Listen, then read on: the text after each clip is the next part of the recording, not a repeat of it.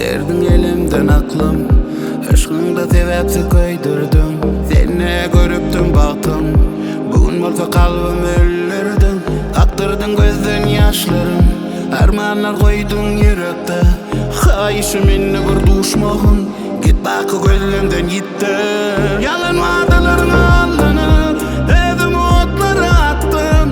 Kalım yüpsü bağlanıp, günahsız emrim yıktım. Kül bollu bar arzularım, gelini göreceğiz bu hanım. Nemedi istek menden, ya meni barmadı arım. Kıyısımı çık bolyan sensiz bolmayan, yatımı çık bolyan yürüp olmayan.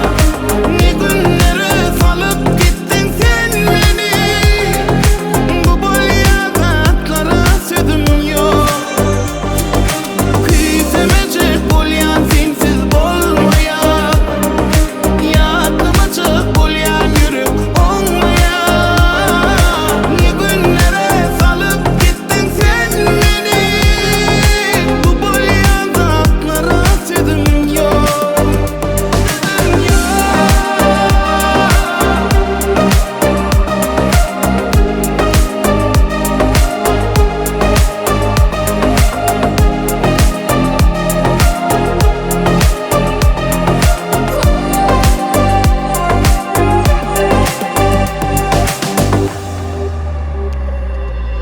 Yadımda mı geçen günler, her gün bile geceler.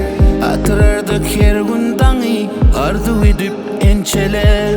Enine bollu gülüm, isteşindek sevmedim mi? Ya da menin duygular mı? Aytti vefa oynadın mı? Menin